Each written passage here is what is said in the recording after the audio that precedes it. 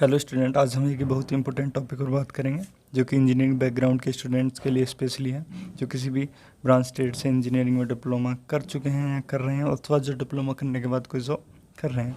क्योंकि after diploma जब वो स्टूडेंट किसी गवर्नमेंट या प्राइवेट जॉब सेक्टर में जाते हैं तो उनको वहाँ बीटेक या जो बी डिग्री होल्डर हैं उनके सामने एक कंपटीशन करना पड़ता है, जिससे उनकी समस्याएं बढ़ जाती हैं। जैसे अगर गवर्नमेंट जॉब की बात करें तो गवर्नमेंट जॉब में या तो जो मिनिमम एजुकेशन क्वालिफिकेशन है उसको बीटेक या बी या कोई डिग्री इन इंजीनियरिंग कर देते हैं, तो जिससे वहाँ पे जो डिप्लोमा होल्डर है वो उसको एग्ज़ाम को फिलअप नहीं कर पाते, जिससे वहाँ डिप्लोमा पिछड़ जाते हैं। अगर ऐसे ही प्राइवेट जॉब सेक्टर की बात करें तो वहाँ पर भी जैसे किसी डिप्लोमा लेवल की टेक्निकल पोस्ट के लिए भी वैकेंसी आती है, तो वहाँ पे भी बीटेक होल्डर्स की काफ़ी संख्या अवेलेबल हो जाती है, जिससे भी वहाँ पे जो डिप्लोमा स्टूडेंट्स हैं उनको एक प्रॉब्लम फेस करनी पड़ती है।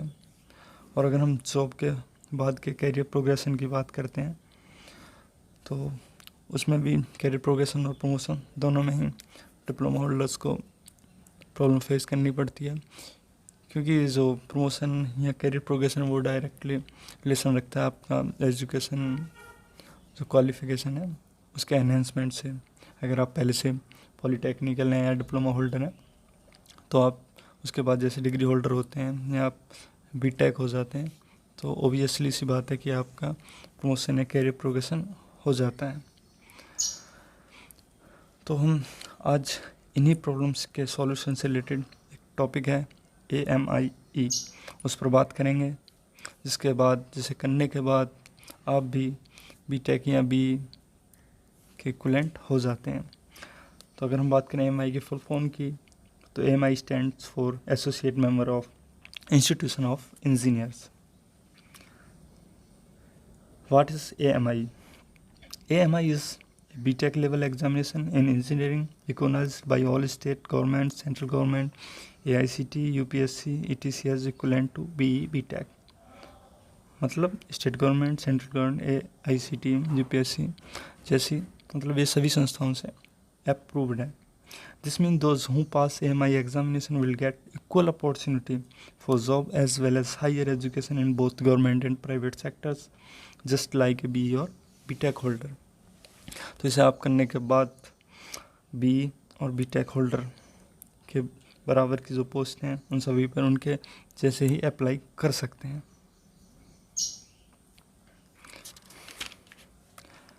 और अगर हम एक और एग्जांपल दें, जैसे ये फोर्स या आर्मी जैसी किसी भी जॉब के लिए अगर आप अप्लाई करते हैं, वहाँ पे टेक्निकल पोस्ट के लिए ऑफिसर के लिए अप्लाई करते हैं, तो वहाँ पे भी बीटेक हो आप या BE हो या AMI पास हो, तो तीनों के लिए बराबर अपॉर्चुनिटी है।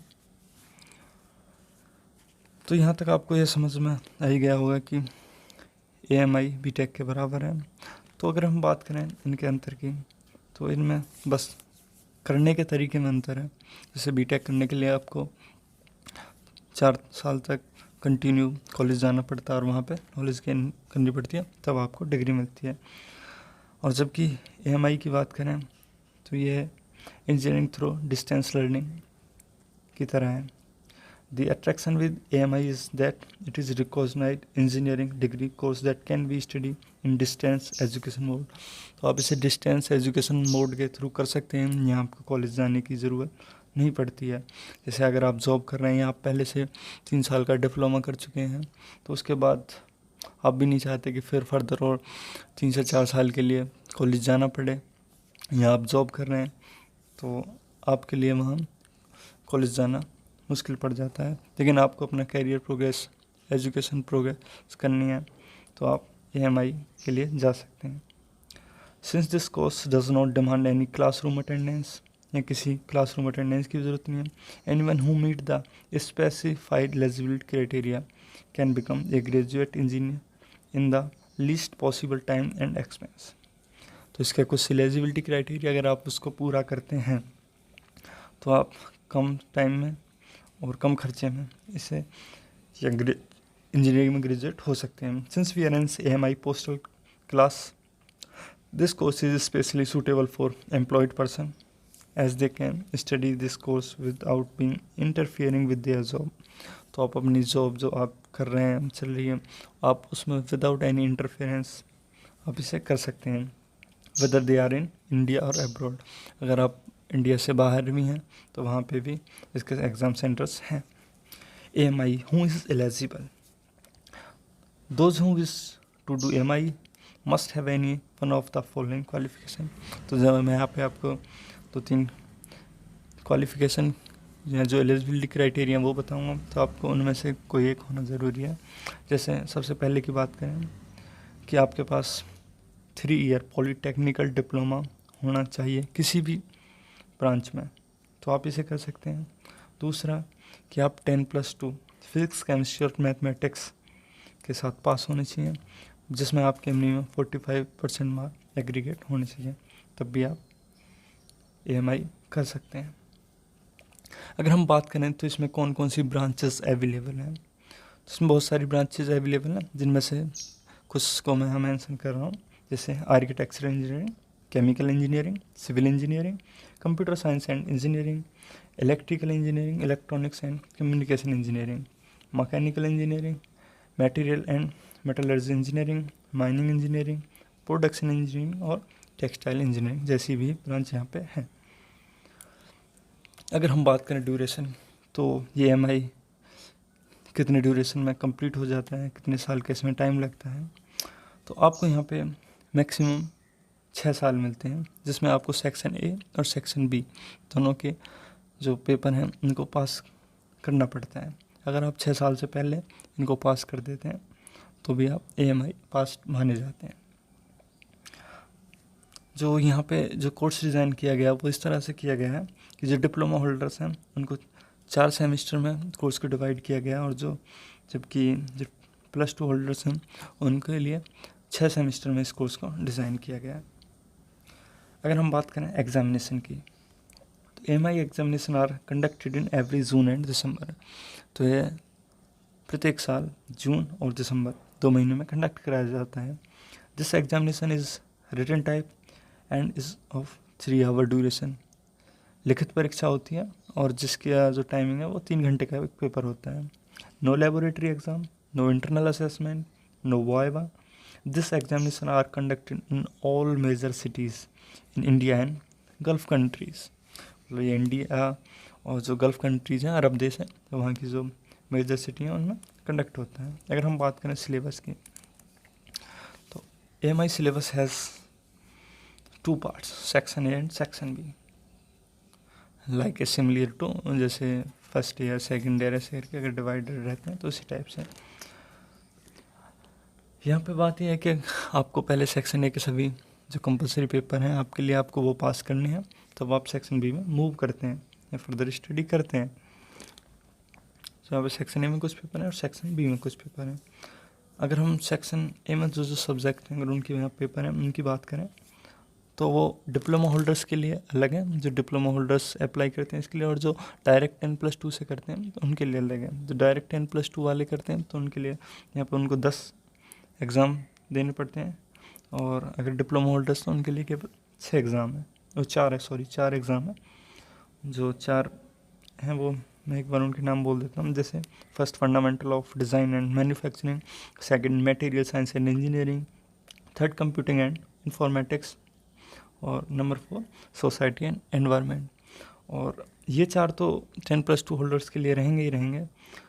उसके अदर 6 सब्जेक्ट के एग्ज़ाम और इसमें ऐड हो जाते हैं 10+2 होल्डर्स के लिए, क्योंकि वो डायरेक्ट 10+2 के बाद जाते हैं। तो ये जो 6 एग्ज़ाम हैं, जबकि डिप्लोमा होल्डर्स इनको पहले ही अपने डिप्लोमा कोर्स के दौरान पूरे कर चुके होते हैं, तो उनको यहाँ इससे छूट मिल जाती है।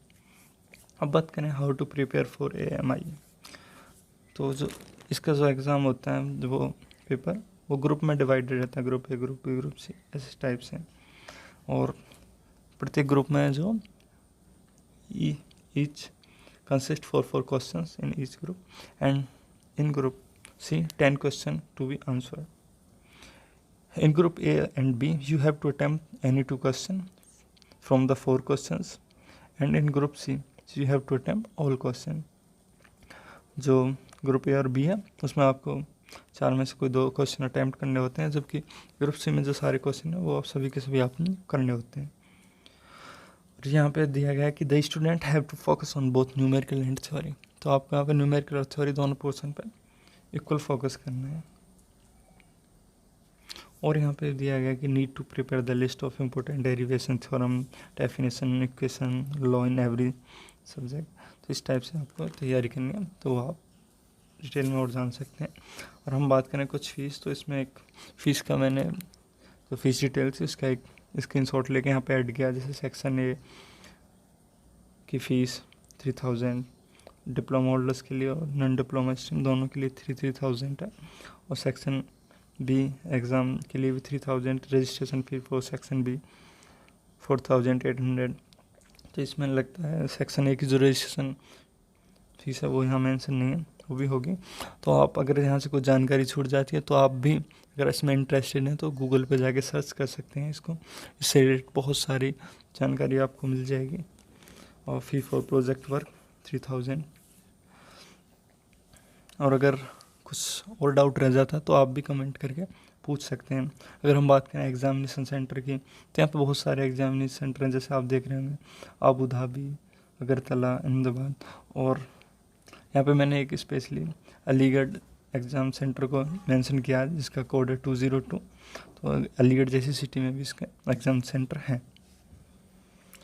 अगर हम बात करें डॉक्यूमेंट्स की, तो इसके लिए क्या क्या डॉक्यूमेंट्स ज़रूरी हैं, तो 2 पासपोर्ट साइज़ का फ़ोटो होनी चाहिए, 10th की मार्कशीट, 12th की मार्कशीट, आधार कार्ड की सेल्फ अटेस्टेड फ़ोटो कॉपी। और आप डिप्लोमा होल्डर हैं तो उसके लिए आपका प्रोविजनल सर्टिफिकेट आपके पास होना चाहिए, फाइनल सेमेस्टर की मार्कशीट।